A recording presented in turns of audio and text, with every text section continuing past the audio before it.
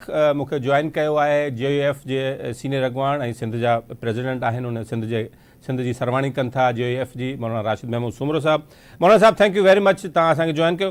राशिद साहब हिकिड़ी जेका हीअ हले पई जेका मूवमेंट हाणे शुरू थी आहे जेका एंटी जेके धांधलियूं थियूं आहिनि तव्हां चओ था धांधलियूं थियूं आहिनि ऐं उनखे अलावा इलेक्शन जे ख़िलाफ़ु जेका मुहिम हले पई नतीजनि ख़िलाफ़ु उन में GDA ऐं JUF असांखे मुख़्तलिफ़ एक्सट्रीम ते हलंदे नज़र अचनि पियूं। छा इहो तासिर दुरुस्त आहे या तव्हां गॾु आहियो या अलॻि अलॻि पंहिंजी मूवमेंट खे हलाइणु चाहियो था? ईअं न सभ खां पहिरियों त मां तव्हांजो शुक्रियो थो अदा करियां। अॼु साईं पगारो साहब ऐं मां ॿई स्टेज ते गॾु हुयासीं चूंकि असां तहरीक अलरी पंहिंजी शुरू कईसीं इलेक्शन जे ॿिए ॾींहुं जुमे जे ॾींहुं खां असां पंहिंजा धरणा शुरू कयासीं मुज़ाहिरा शुरू कयासीं। पीर साहब वारनि अॼु शुरू कयो आहे त असां हुन में गॾियल हुयासीं उन्हनि सां उन्हनि अंगारे ते मोरे जो ऐलान कयो आहे त असां उते बि उन्हनि सां गॾु हूंदासीं।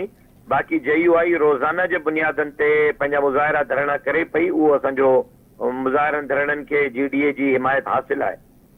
अच्छा साईं मौलाना साहिब ॿी हिकिड़ी अहम ॻाल्हि आहे तव्हांजो हिकिड़ो जेको एहतिजाज जो जेको तव्हांजो राइट आहे जमहूरी हक़ आहे तव्हांजो एहतिजाज करणु पर उन सां गॾोगॾु मौलाना फज़लुर रहमान साहब जो चवणु आहे त असां असेंबलियुनि में वेहंदासीं त इहे एहतिजाज करणु ऐं असेंबलियुनि में वेहण जी ॿ मुख़्तलिफ़ शयूं आहिनि छाकाणि कुझु पार्टियूं चवनि थियूं उनजो ख़्यालु आहे त असेंबलियुनि में न वेहिजे। गुज़ारिश इहा आहे त असांजी मरकज़ी मजलिस आमला जी इहा डोमेन न आहे उन्हनि खे इहो इख़्तियार न आहे त उहे पार्टीअ खे असेंबलीअ मां ॿाहिरि रखण जो फ़ैसिलो करे सघनि। असां पंहिंजी मरकज़ी मजलिस उमूमी यानी जनरल काउंसिल खे सिफ़ारिश कई आहे। असेंबली त परे जी ॻाल्हि उहे JUI जे सियासत खां दस्तबरदारी जो फ़ैसिलो कनि त आईंदा JUI पार्लिमानी सियासत न कंदी। उनजी तारीख़ूं ॾेई छॾियूं आहिनि।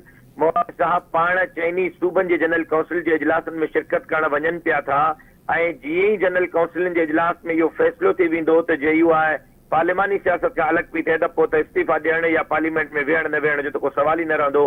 पोइ त पार्लिमानी सियासत ई असांजो मंशूर खां ॿाहिरि निकिरी वेंदी।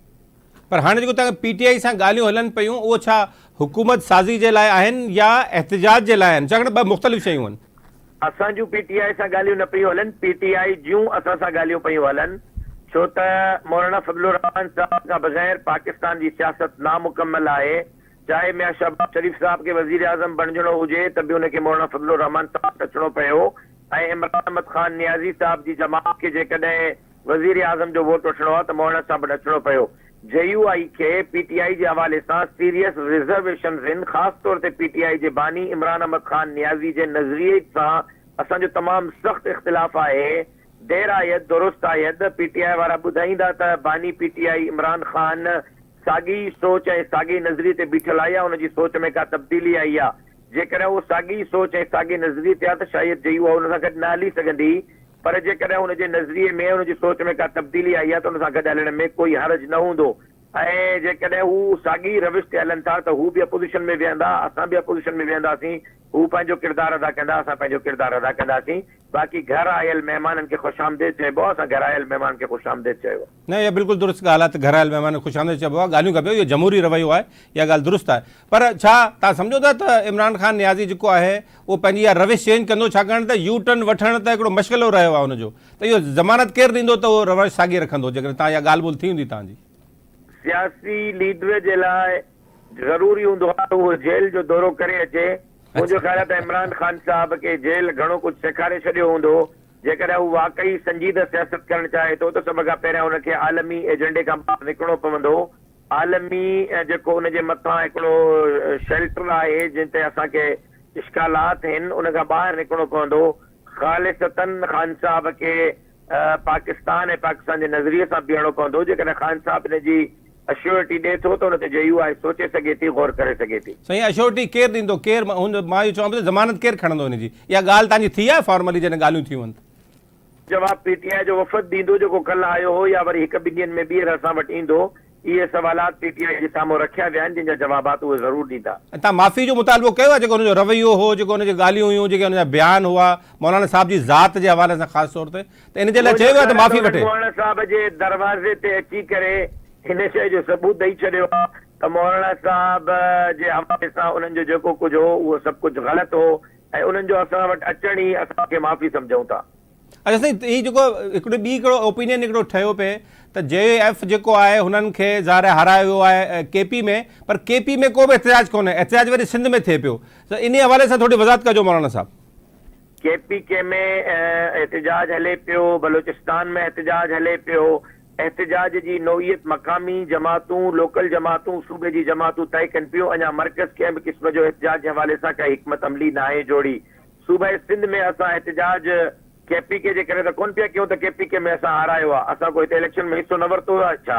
असां हिते इलेक्शन में हिसो वरितो आहे त पीपल्स पार्टी जे चेयरमैन ऐं को चेयरमैन जे ख़िलाफ़ इलेक्शन विड़ी आहे, उन्हनि जे लेडीज़ विंग जे सदर जे ख़िलाफ़ इलेक्शन विड़ी आहे, उन्हनि जे वज़ीर आला जे उम्मीदवारनि जे ख़िलाफ़ इलेक्शन विड़ी आहे। ऐं मां त चैलेंज कयां थो खुलियल तौर ते पाकिस्तान पीपल्स पार्टी खे त जेकर उहे सम्झनि था त सिंध जे अवाम उन्हनि खे वोट ॾिनो आहे, सिंध जे अवाम उन्हनि ते एतमाद कयो आहे, सिंध जो अवाम उन्हनि सां मोहबत थो करे, त अॼु पीर साहब पागारे जे क़यादत में लखनि माण्हुनि जो इज्तिमा उन्हनि जे इन दावा खे ग़लति साबित करे रहियो आहे।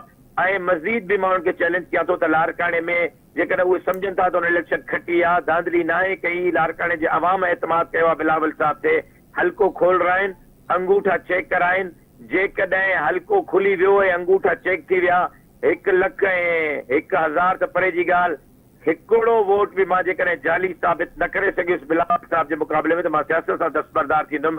मां त दावा थो कयां त बाक़ी पीपल्स पार्टी त पंहिंजी जॻह ते पीपल्स पार्टी जो चेयरमैन बिलावल भुट्टो ज़रदारी साहब बि जाली वोटनि सां मुंतख़ब थियो आहे। जेकॾहिं साफ़ ऐं शफ़ाफ़ इंतख़ाबात ऐं साफ़ ऐं शफ़ाफ़ वोट खणी अचिजनि त बिलावल साहब लारकाणे में हारायो आहे ऐं असां लारकाणे में खटियो आहे। मौलाना साहब, इहा त ॻाल्हि ठीकु आहे, तव्हांजो हिकिड़ो ओपिनियन आहे, पर इहो जेको धांधली वारी जॻह तव्हां ॻाल्हि कयो पिया, इनखे त साबित करणो पवंदो एविडेंस सां।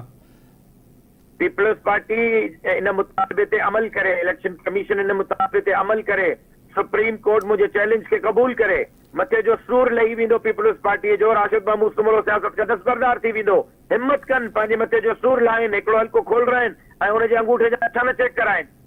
पर मौलाना साहब, जेको दरख़्वास्त जेको कंदो आहे या जंहिंजी मुतालबो हूंदो आहे, कानून में त इहो चवे थो जेको दरख़्वास्त कंदो आहे सबूत बि उन खे फराहम करणा हूंदा आहिनि, इहा कानून जी मां ॻाल्हि पियो कयां, कानून जी गुंजाइश आहे। त मां सबूत फराहम करण लाइ तयारु आहियां न, खोलिनि त सही।